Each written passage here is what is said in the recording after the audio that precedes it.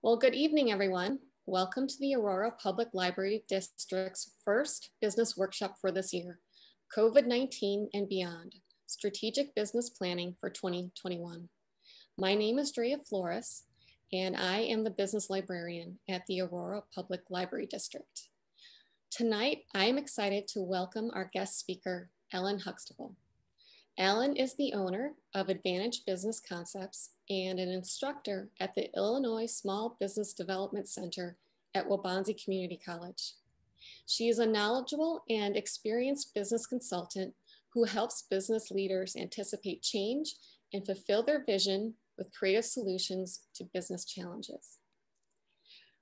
Within the next hour, Ellen will discuss how business owners can restart and rebuild their businesses by proactively planning strategies for the future, by assessing change, anticipating trends, and taking action. I want to remind everyone that this workshop is being recorded and will be available on YouTube for future viewing. If you have any questions during the presentation, you can submit them directly into the chat, and Ellen will take time to answer your questions at the end of each section and at the end of her presentation. Before we begin, I'd like to tell you about two upcoming virtual business workshops at the library. On Tuesday, January 19th, our workshop will be Marketing 101 with speaker Miranda Rodriguez, founder and lead consultant at Marketing for the Uninhibited. On Tuesday, February 2nd, speaker Harriet Parker, manager of the Illinois Small Business Development Center at Waubonsee Community College, will do a presentation on business succession planning. I encourage you to check out the library's event calendar to learn more about these programs. I will add the links to the events in the chat later on. And lastly, we will be posting a link to the workshop evaluation survey. The survey should only take 5 minutes and your answers are completely anonymous. We value your feedback because it will help the library plan future business workshops and services that are relevant to the business community. So with that being said, let's get started. Please join me in welcoming Ellen Huxtable. So thank you. Thank you, Drea. Thank you so much for the great introduction. And I'm glad to be here. I'm very glad to be participating in this. And I'm going to take a look and change my view a little bit right here. There we go. At any rate, this is going to be something that I hope is going to be fun. And I want to encourage people to not think of 2021 as being something that's going to be impossible to struggle our ways out of a horrible, horrible, challenging 2020 year. But it's something that we have got a lot of possibilities, a lot of opportunities to make something really special out of this year. And part of it is because of the changes that 2020 gave us. So that's what I'm going to be looking at now, is going to be how did 2020 really position us to be in a position to do something different and something that can be very, very beneficial and hopefully very profitable for 2021. So I'm going to start a PowerPoint. And that is going to be my presentation. And I will stop if there's any questions as we go along. So let me see what we have here.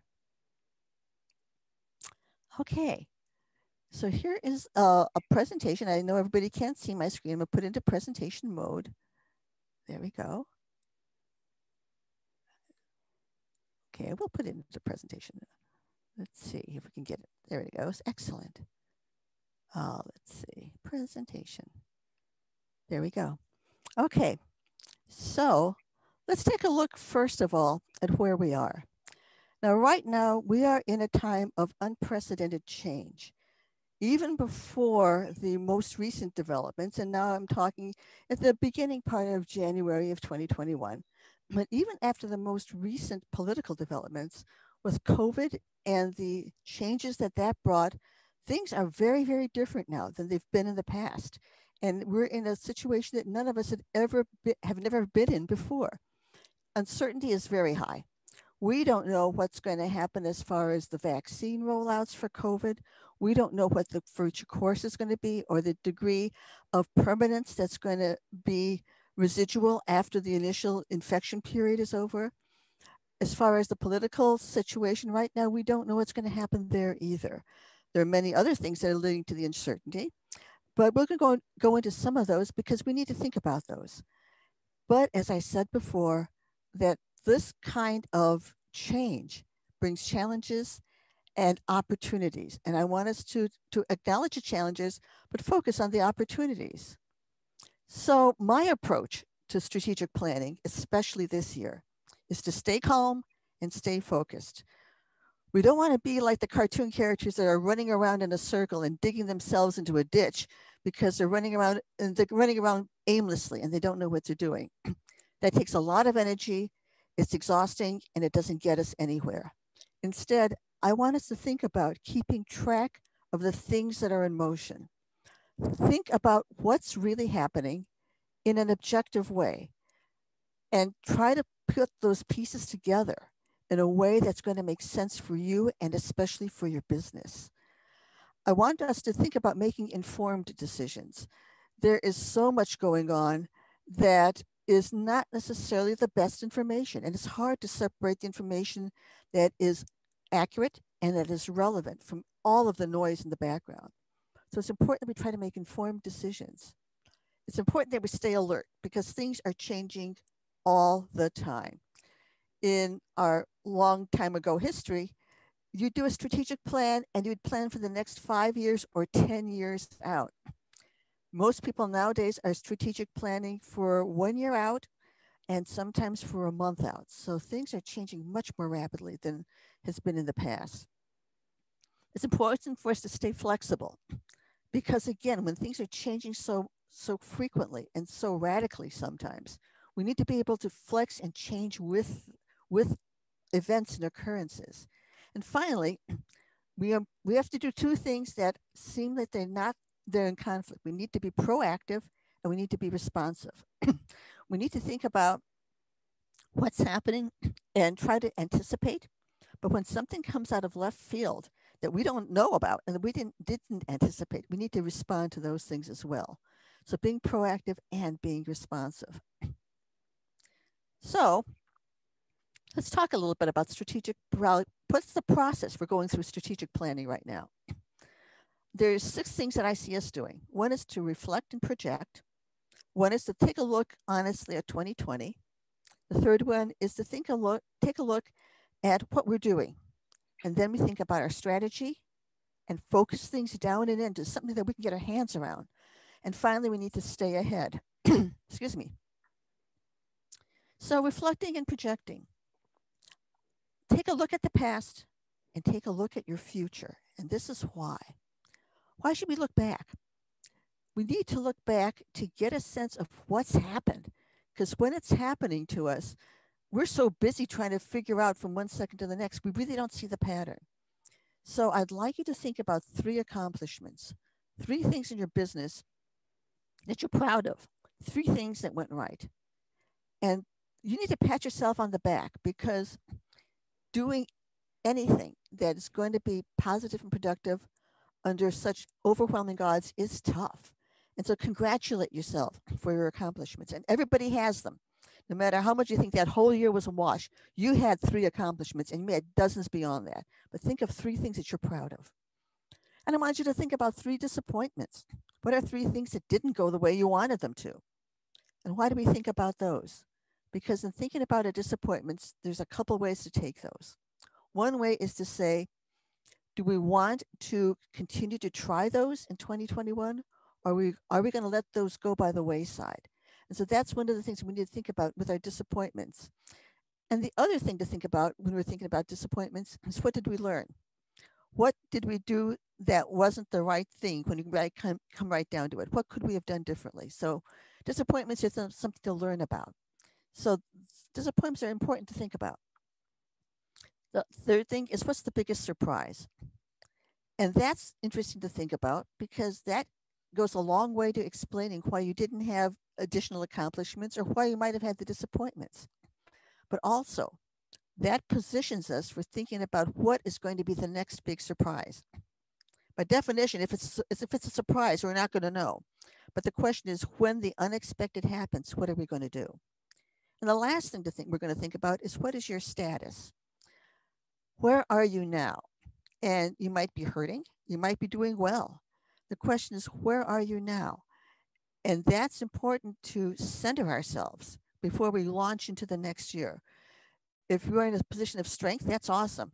Capitalize it. If you're in a position that you're floundering, recognize it and work from there, because no matter where we are, there's always hope, and there's always a plan, and there's always opportunity. So after looking back, then look into the future. And this is not just looking for the next month or the next year even, but this is your ultimate goal. Where do you want to be ultimately? If you're in business, the question is, when do you want to leave the business? Do you plan on having a business that you're going to sell, or you're going to let it go by the wayside, or you're going to leave it for somebody, or you're going to transform it into something else? What is your ultimate goal? Because whatever you do in planning and action every year needs to be moving you closer to that ultimate goal. It's easy to lose track of that when things are so chaotic sometimes. But try to keep that in mind, because as we're doing thoughtful strategic planning, it's important to remember that that plan has to serve us not only now, but into the future. So think about your timetable and your deadline. If you're thinking, I'm going to eventually sell the business, when is eventually? So think about, if you want to double your size of the business, by when? So what is your ultimate goal? And this is going to be your long range planning, and that's going to help you set your 2021 plan. So we have the 2020 impact. There's lots of things happening. These are just 4 of the bigger things out there. One of the big things out there certainly is COVID. COVID has took up 9/10 of 2020. It's going to take up part of 2021 as well. How much we don't quite know yet. It depends on the vaccine rollout and its effectiveness, the number of people that take the vaccine, and what the curves look like going forward. One of the things that's not 2020, but is certainly on our minds in January of 2021, are the political events and the political changes and the political challenges that we have. Like with COVID, we're facing things that haven't occurred before. And just like COVID, things will resolve. The question is, how are they going to resolve? When are they going to resolve? And what does that mean for your business and for you? There's social changes that preceded the political events and came after the COVID, and some of them way preceded COVID. There are things such as the Black Lives Matter movement, social justice movements. There are movements for the LGBTQ community. There's environmental movements. There's global warming. There are many, many things that are out there, and they're all quite active right now. And finally, because of all of these things, we have all undergone personal adjustments. People are changing in ways that are good and in some ways that are more challenging. And people are changing. And we need to think about that when we're thinking about our businesses, because the people that are out there and all the changes that are happening, those are our customers, and they're our suppliers, and they are our competitors. All of the things that are happening in society are changing us as people. And those changes might not be good or bad, but they're things that we need to accommodate and take into account when we're doing our business planning. So COVID, what has COVID done? We've all had experiences in the last year that we've never had before. Those experiences are going to change us. The vaccine rollout, as I said, is coming. We don't know what or when. The timetable, because of these things, is still uncertain, and the residual impact is uncertain. All of these things are going to have an influence on your customers, on your competitors, on your supply chains. It's going to have an influence on what you want to do in your business. And it's going to have an influence on what your business can do to help serve the marketplace, to help serve other people, because that's what business is really all about. The political events, certainly we have lots of uncertainty. There's a great deal of insecurity because we don't know what's happening, and we've not been there as a society before. And again, the political, the COVID, and everything else compounds the complexity of what we're seeing. And so that kind of compounding effect has other vibrations in the ecosystem that are things that we are challenged with finding a way to deal with and to capitalize upon them. The social changes, again, they have conflict as part of what's happening, but not all conflict is bad. Conflict is something that highlights things that we hadn't thought about, which is a good thing, but conflict also opens up opportunities. When there's change, there's always an opportunity out there. On a social basis, the conflict brings out awareness. I think that there's a lot more awareness about lots of things than we've had before, and that's good. And finally, there's exploration. And because we're in a field now that we've never been in before, anything is a possibility. And this is when being innovative and seeing the business world as without limits, without boundaries, without the need for always relying on a precedent is something that is a tremendously powerful way to position and grow your business. On the personal side, what has happened to us as people? Our habits have changed. I used to love to browse in the stores. I go grocery shopping once a week now, and I'm in and out of there as quickly as possible. My habits have changed. We are much more cautious. I think personally, whenever I see a picture of a big crowd of people someplace, all shoulder to shoulder and having a good time, until 2020, I wouldn't have thought anything about that. And now my instinctive reaction is, where are all their masks? And they're not 6 feet apart. It's going to take a while for people to start getting over the way we've lived for the last year. So we're more cautious. Our needs and wants might have changed. People are saying things like, I found out I don't need as many things as I had before. There's huge numbers of people that have giveaway things online on Facebook. There are lots of places that are having boutique, antique, and slightly used resale shops out there. People are finding that they're jettisoning some of the things that were material possessions that they don't really need anymore. Our wants are changing. For the short term, when this all lifts, people right now are wanting to go out to dinner. Before that wasn't particularly a want. It was sort of like a foregone conclusion. Sure, I'm going to go out. Well, some things have been elevated because of this to the want level. And those are opportunities. And finally, there's a values assessment. I think the lockdown and seeing all of the things that are happening have made people think about, what are my values? What do I really want? What is something that is important and close to me? So those are some of the things that are personal adjustments. And all of these things feed into your competitors and your customers and the whole environment that your business is in, because it fits into the environment that we're all living in. Oops, I apologize. There we go. Let's see, where are we? Are you still seeing my screen, or did you lose my screen? Drew, you're going to... We're still seeing your screen. Good, yep. Excellent. Thank you. That is awesome. There we go there. I have a very sensitive computer, and it is very, very sensitive to being touched, and it didn't like the way I touched it.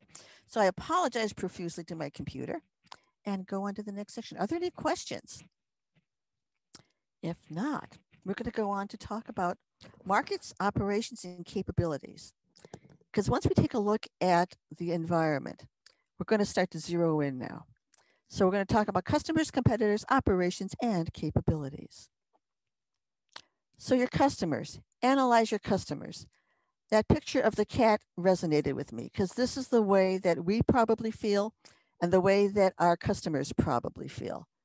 I'm going to go back onto the view and see what I can do about this. Next, there we go. Next, there we go. And so our customers have a response, and they might not be as freaked out as that cat is, but your customers have had a response to what's been going on. And so we need to recognize that. Their current needs, which means right now while we're in transition, is something you need to think about. And after we're through transition, however we come out of this, what are going to be their future needs? What are going to be the things that they need to take a look at and that they're going to want in the future? On the right-hand side, there's a very quick and short grid. So you've got your current products, what you're selling now. and you have your current customers. So how well do your products currently match the needs of your customers? And when I say current customers, I mean customers post-COVID, post the start of COVID. So do your products match their needs? People that were selling uh, alcoholic beverages had customers that their current products, which was alcohol, wasn't as much in demand as hand sanitizer. So they shifted their products to a new product for their current customers. And so one of the other things to think about is as you think of new products, are there other customers that would be interested in your new products? For example, people that make surgical masks had current customers. They were dealing with hospitals as there's their primary customer base. Well, all of a sudden, with their current products, they have a whole bunch of new customers that are people that never thought about wearing a mask before and are all thinking about wearing a mask now. So think about your current products and your current and your new customers.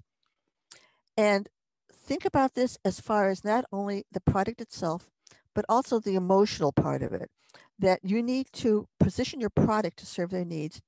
You need to position yourself to meet their emotions. You need to address that screaming cat that's inside of every customer that desperately wants relief, that desperately wants reassurance. And so that's what you need to be thinking about. It's not just your product, but also how you're going to meet the emotional need of your customers.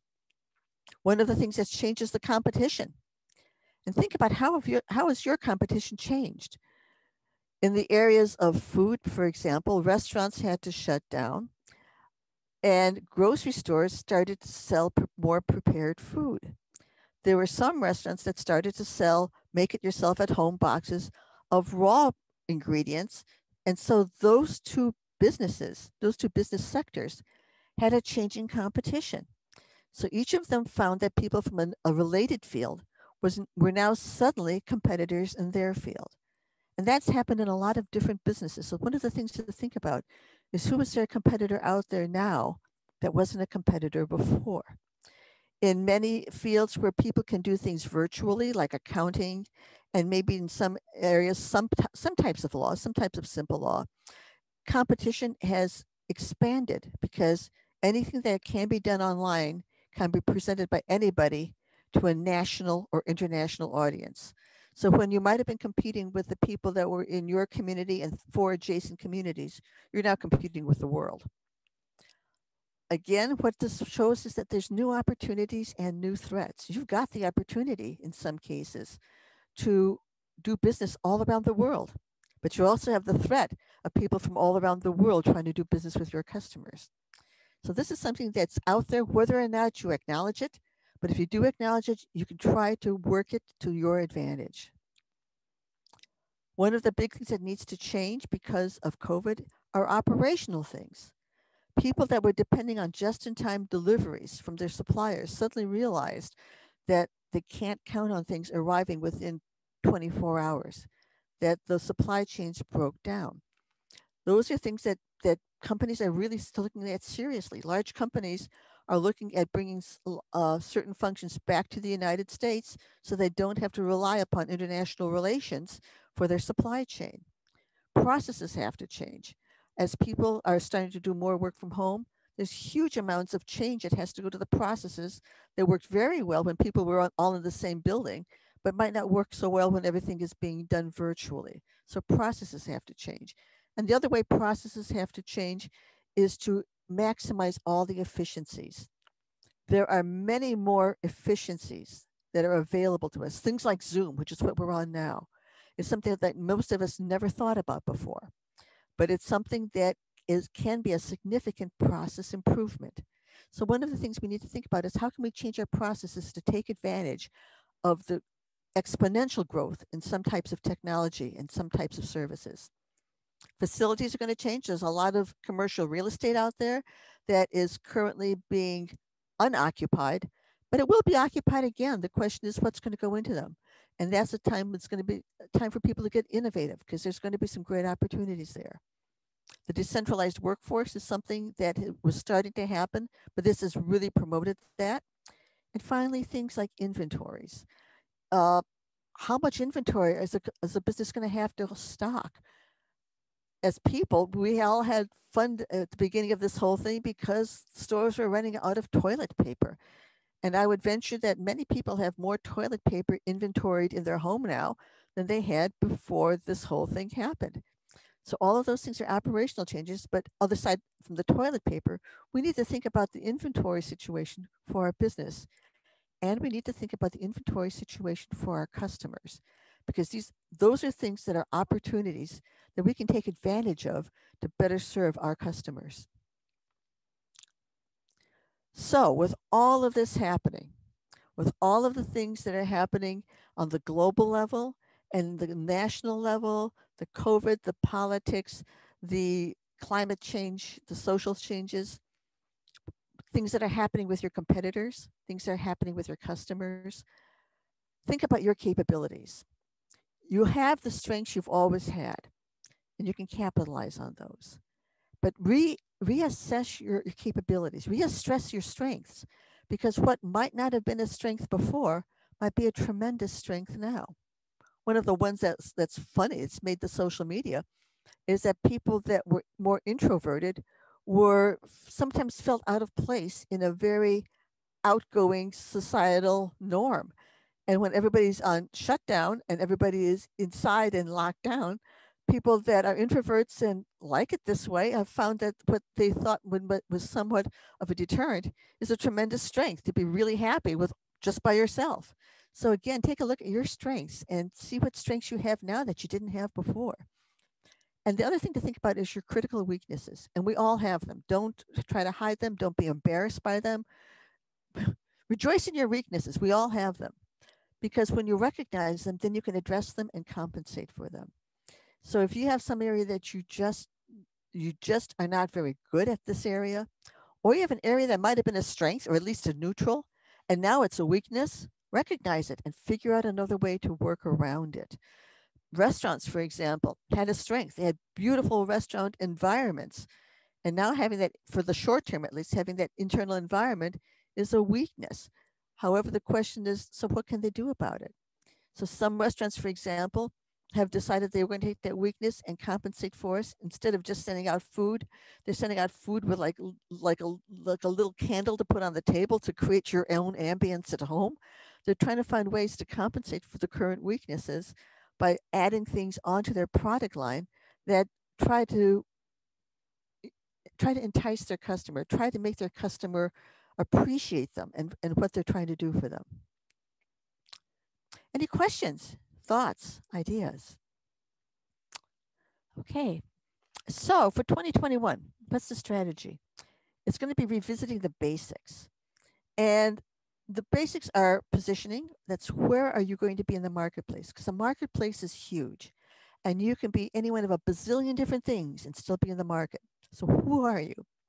And taking a look at your processes. So one is who are you? One is how are you going to get things to work so that you can serve your customers, serve your clients, and make a profit.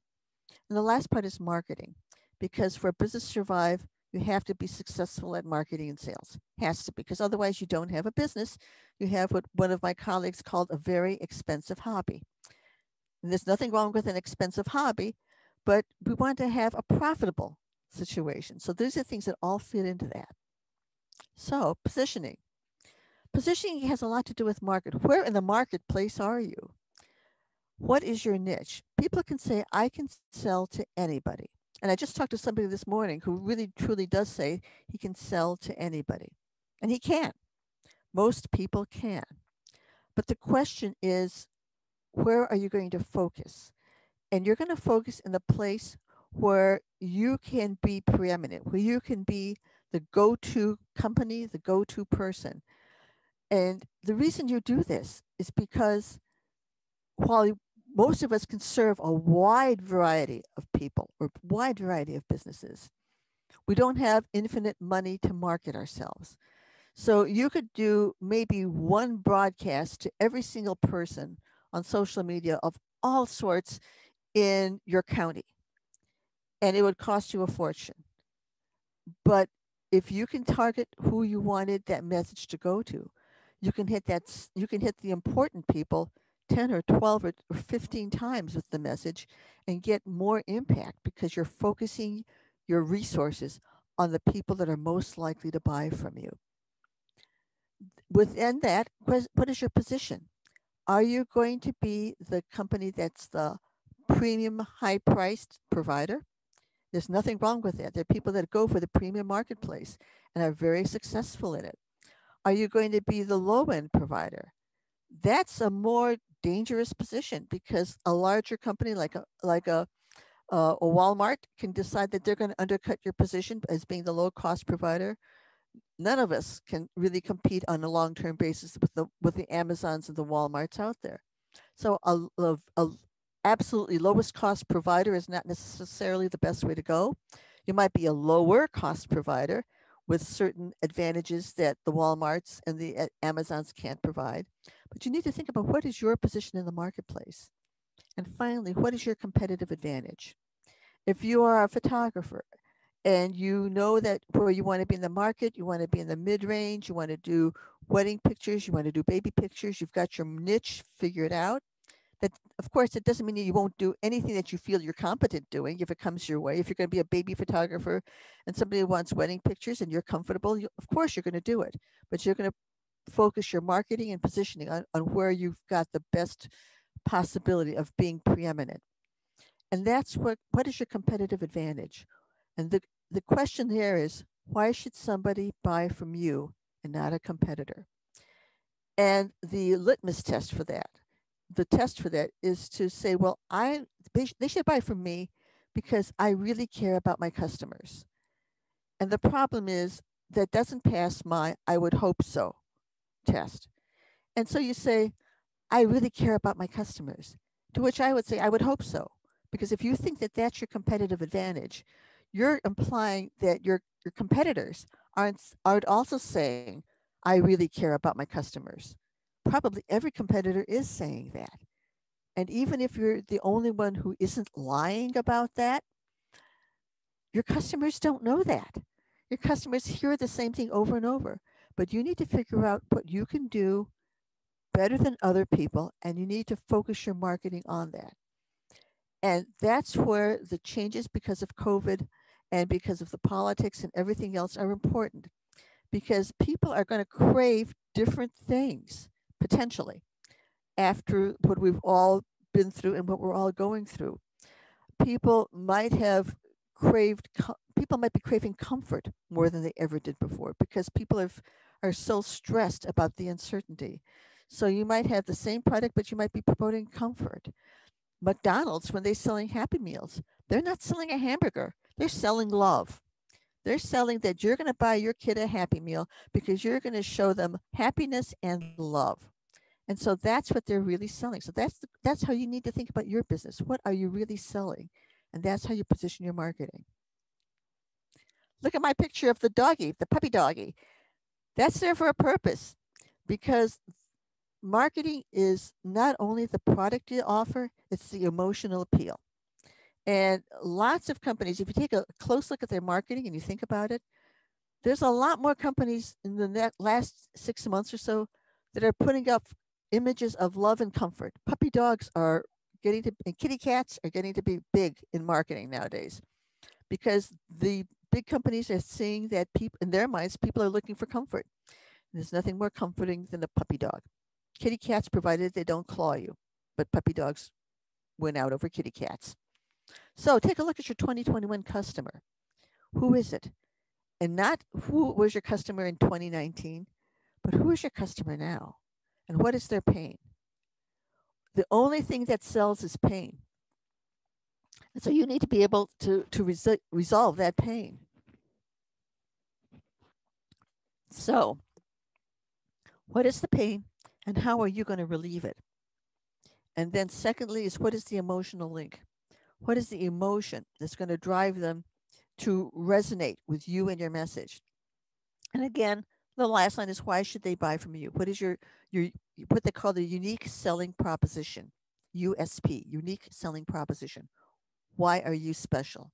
Why are you unique? And you need to have that and you need to focus on that in your marketing because if you don't know that and you can't articulate that, your customers aren't going to know that either. So you have to be solid on that so that your customers can resonate with that. So your processes. This is a time to review and revise what you do and how you do it. We are in a time that margins are slim and we need to create efficiencies. We can't afford to have things the way they always have been and know, yeah, that doesn't work typically well, but it's good enough for now. We're going into a phase right now that good enough is not good enough. And so we're going to need to think about how are you going to create efficiencies? That means how are you going to deliver high quality product, high quality service, maybe even higher than before in a way that's effective and efficient. Recognize that there are changes because of COVID and embrace them. Respond to threats. So know what your threats are out there. Don't pretend they're not there, respond to them. If something seems like it might be a threat, have a plan B that in case this thing really does rear its head, you don't have to start thinking about it from scratch. Think to yourself, okay, this might happen. If it happens, what am I going to do next? And seize opportunities. Think about what is out there as an opportunity. Every time there's a threat, there's an opportunity. Every time something collapses, they leave a hole. Every time something collapses, they leave a hole in the fabric of business. And your job is to figure out how you're going to fill that hole. And so think about what do you see that isn't going right? And how are you going to fill that hole? In the restaurant example for nowadays, they by not by law necessarily, but by strong encouragement, they should not be having the dining rooms open. So what have some places done? They have curbside service now that they will deliver the thing to your car trunk. It's a tremendous service. Nobody was offering curbside service to your car trunk a year ago. We would think they were crazy. And now a number of places have taken advantage of that opportunity to invent a new service that never existed in 2019. But now they found the opportunity and they're taking advantage of it. And finally, innovate. Think about things like curbside service that never existed before. And find a way to deliver happiness and satisfaction to your customers in a way that's going to be effective for you and pleasing to them. So you're going to need to focus, plan, and act. Any questions so far? If not, I've gone from the global down to the marketplace and down to what you need to think about for your business. And finally, we're going to focus in now on exactly what the topic of the whole thing is, which is your 2021 strategic plan. The world has a lot of things that are happening, which we've been through now for the first half of the presentation, 3 quarters. But identify your focus. What do you want to accomplish this year? And keep it very, very directive because it's very easy to get distracted. So we're going to identify your focus and set your plan. So one sentence, in 2021, my focus is one thing. It might be to grow my business 20%. It might be to open a new branch. It might be to start a new product line. It might be to get rid of my partner. It might be any one of a dozen things. Have one focus for 2021. If you accomplish it in the first 6 months or 5 months or 10 months, fine. Set another focus. But have a focus for this year that you feel you can accomplish and that you're willing to spend your energy and resources on for this year. So have one focus. Then have up to 3 critical goals for that one focus. You can have one critical goal. You might have 40 critical goals out there to get you to that one focused point. But you can't do 40 things at once. You can't do 10 things at once. Doing 3 at one time is a stretch. So pick out of your 20 or your 30 or your 15 things that you feel you need to do in 2021, pick out 1, 2, or up to 3. And that's what you're going to focus on until one of them you can check off as being done. So pick up to 3 goals, find out what the tasks are for them. For each task, for each goal, what are the tasks that you need to do? And then for each of the tasks, when are you going to do it? And are you committed to this? And so if you're not committed to it and you don't think you can do it, take that off the list because you're not going to do it. You need to be able to say, I can do this, and here's when I'm going to be able to do it by, and be able to be honest with yourself. So select one step, select a deadline, be accountable. It might not be the biggest task in the world. Set something that you can do, because every little step gets you further toward your goal. Don't be embarrassed if your task is going to be to clear off your desk. If that's something that's standing in your way of getting your goals, do it and check it off as done. And each time you've done one, check it off and pick up another task and do it. And when you've picked up all the tasks that have gotten you to your goal, check that off. But take action, even if it's something as small as cleaning out your emails. Do something that's going to save you time, that's going to make you more efficient or more profitable in the future. So taking action is huge.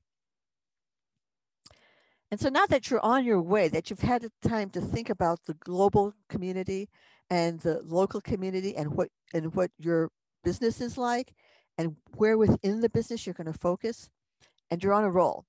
And you've got your 3 goals, you have your tasks, you're checking off the tasks, you're going to check off the goals by the deadlines. You're not done, because even in the time that we've been sitting here talking about this, things have changed. Things have changed greatly. And so the trick for us is to stay ahead of constant change. So how are we going to do this? Once we have a process and we're on a roll, how do we stay ahead? And how do we stay on a roll?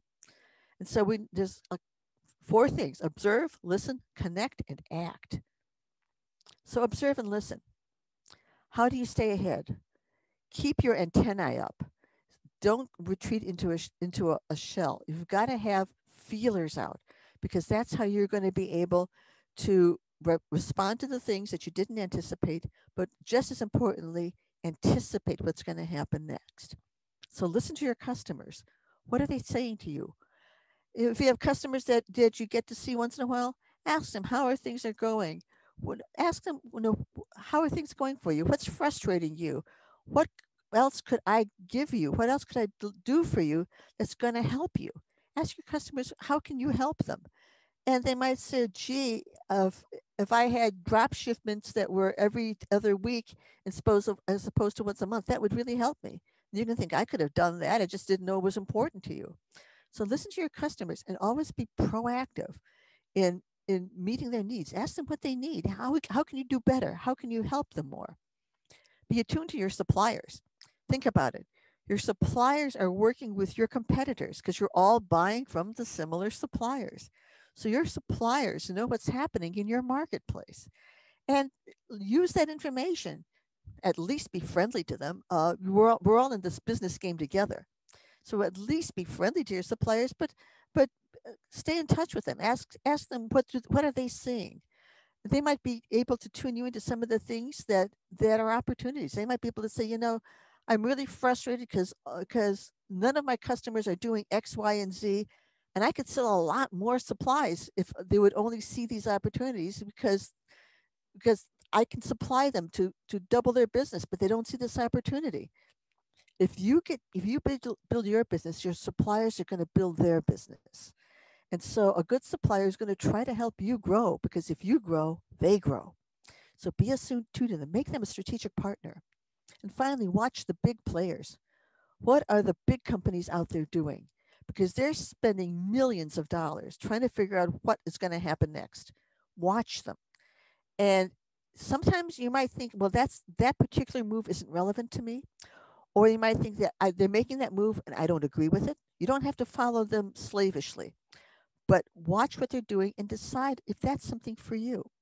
McDonald's, for example, with the hamburgers, in many places have gone away from the kiddie lands, the little tube systems and the ball pits.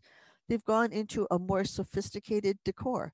They have things that look like walnut wood. They have things that look like stoneware, things that look like granite countertops. Why? Because they're seeing that their audience is maturing. If your audience is similar to them, you might want to think, how are you going to deal with an audience that's maturing and no longer has little kids, but is looking for something that is more middle-aged to young senior citizens? So watch what the big players are doing and think about how that has an impact upon you and your marketplace. And connect and act. Connect with your peers. your peers in other industries see the general marketplace and they see different facets that you don't see. Business is a team sport and your competitors are working in a team. If you're trying to do this by yourself, you're at a disadvantage. One of the things that's out there is advisory groups. And that's when people get together and share their viewpoints, share what they're seeing, and help each other with solutions to what they're experiencing as business owners and leaders. Invest in efficiencies and expertise. I can try to load up my own website. It would probably take me 6 weeks and it would probably not be done right. And probably after that, I would probably have to call a computer person to say, here's how far I got. It might take them 2, 3, 4 days to figure out what I did, undo it, and get it done right. Or I can invest in somebody upfront who can take what would take me 6 weeks. They do it in about 4 hours. It's done quickly. It's done right, and I've saved not only my time and frustration, I've saved the money because it's much more expensive for them to undo something that was done wrong than for them to do it right the first time. So invest in expertise, invest in efficiencies. Do the small things that are going to make it quicker and easier for you to replicate your product and your service in the future. Look for new resources. There's lots of new software out there. Things like Zoom have been out there before, but lots of us are using it that never used it before. There are a million other things out there that are like that. And finally, work to stay ahead of the curve. So opportunities. Here are some of the things that I offer. And this is just an example of what everybody can do to think about your business and how to position and how to take advantage of the opportunities that are out there. So I'm a business consultant. I offer free networking groups, which is an offshoot of the groups that I used to offer that were face to face, pivoted it onto Zoom, and it works beautifully. In fact, there's actually an opportunity that I've taken advantage of there because now that we're virtual, people can come in from all over the country, and they do. And so that's something that I was never able to do face to face, but there's an opportunity. Then I have Hangout groups, which are also free. And that's because we were all getting very tired in the business to business community of hearing each other's elevator speeches and talking business. So a Hangout group was something that I saw a need for, that there was a need of people to just talk as people. So in the Hangout groups, we don't talk business, we talk about recipes and kids and dogs and all sorts of other things.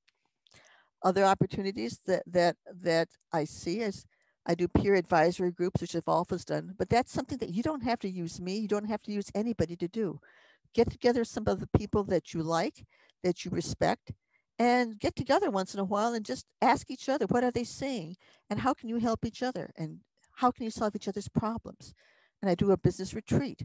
And that's an all-day time that either virtually or in person, businesses go away for the whole day to focus on the business and not worrying about the day-to-day fires we all have to put out. Again, that's something that I do as a business, but you don't have to use a business to do that.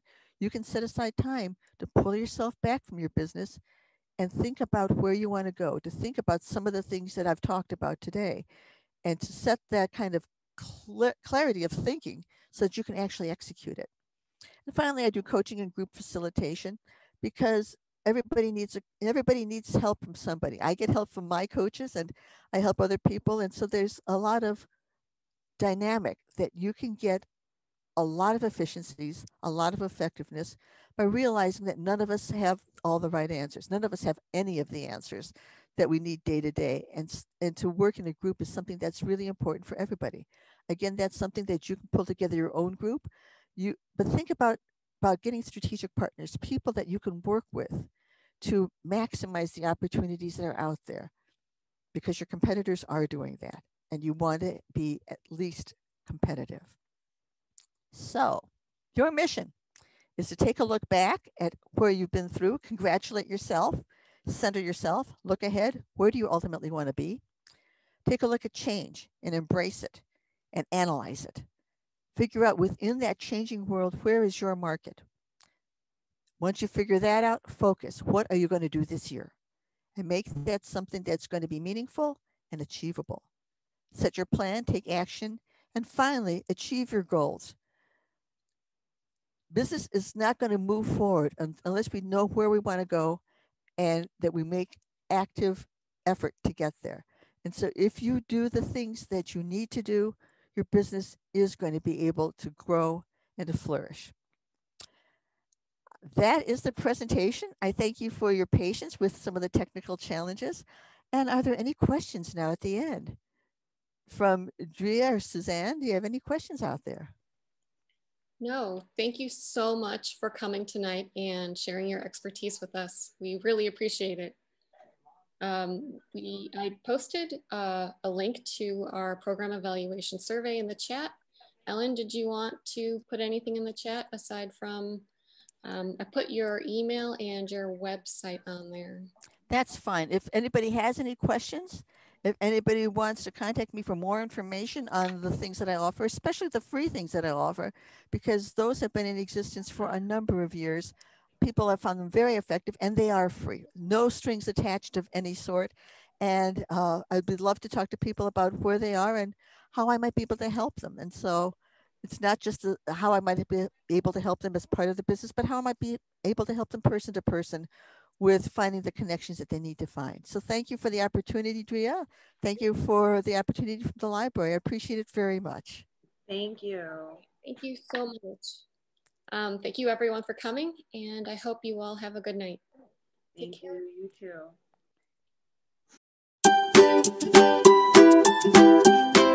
too.